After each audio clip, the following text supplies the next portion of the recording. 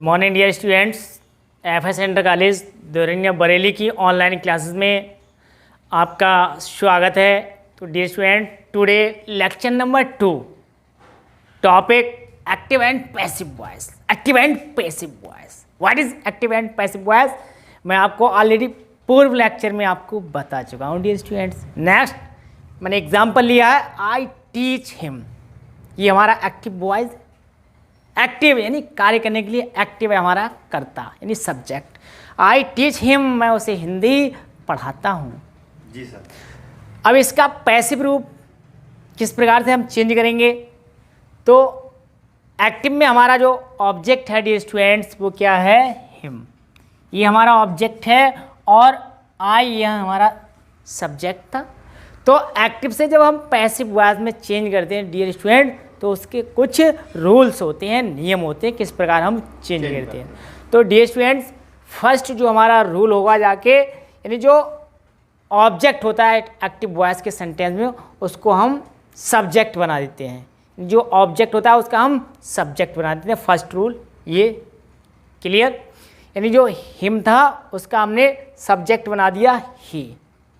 उसके बाद यानी टेंस के अनुसार हेल्पिंग वर्ब का यूज़ करते हैं। अब ये टेंस जो था, सेंटेंस हमारा प्रेजेंट टेंस में था, तो टेंस के अनुसार हमने हेल्पिंग वर्ब इसका प्रयोग कर दिया।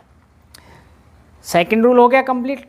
अब इसके बाद थर्ड रूल क्या था, जो मेन वर्ब होती है उसकी हम थर्ड फॉर्म का यूज़ करते हैं। ये रूल नंबर हमारा 3 हो गया।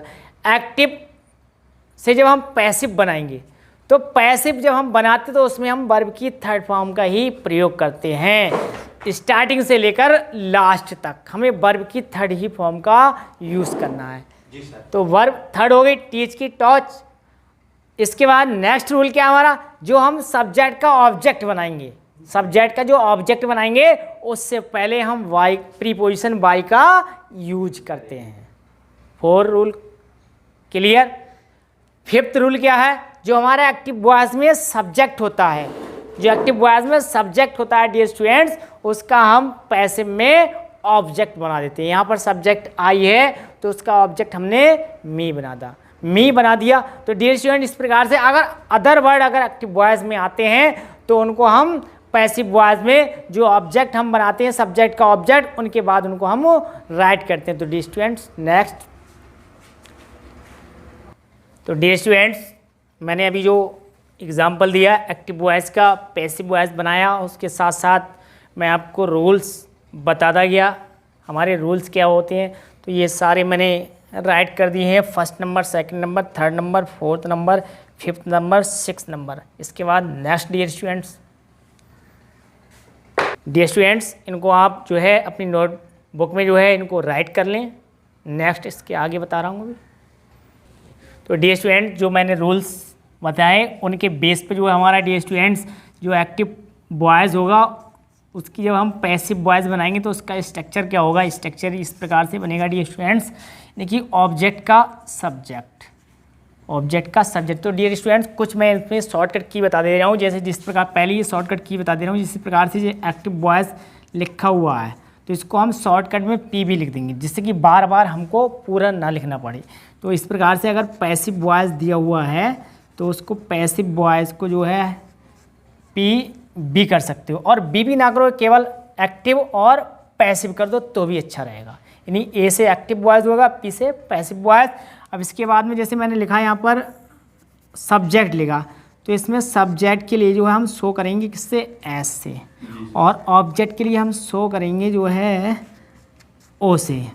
अगर हेल्पिंग वर्ब आ गई है तो उसको हम शो कर देंगे इस प्रकार से, एच बी लिख देंगे, हेल्पिंग वर्ब को एच बी। तो ये शॉर्टकट की होंगी जिनको हम थोड़ा लिखने में जो है थोड़ा इजी भी लगेगा और लिखने में जो है आसानी हो जाएगी। तो डियर स्टूडेंट, इनको आप नोट कर लें।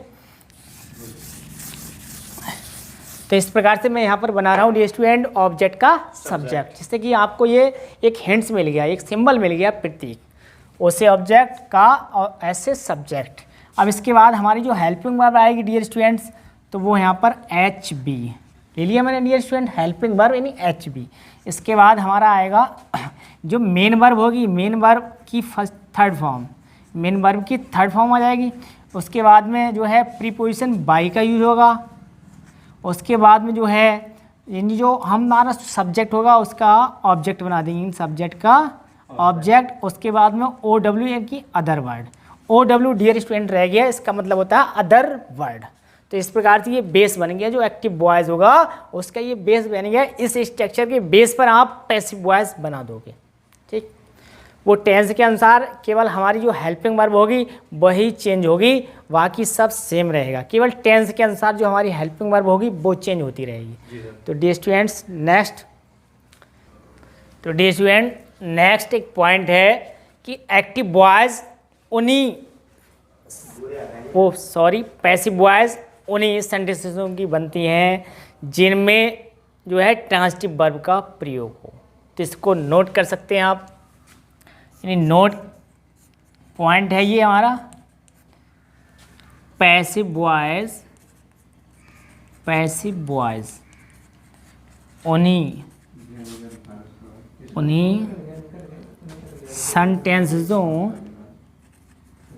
उन्हीं सेंटेंसेसों की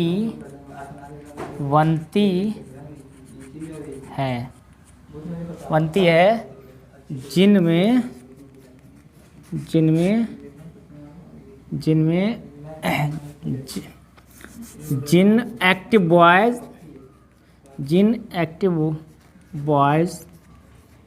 वॉइस के सेंटेंस में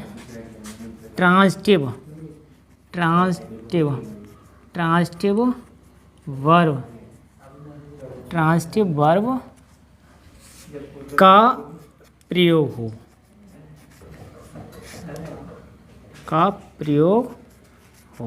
तो डियर स्टूडेंट्स ये हमारा नोट पॉइंट था।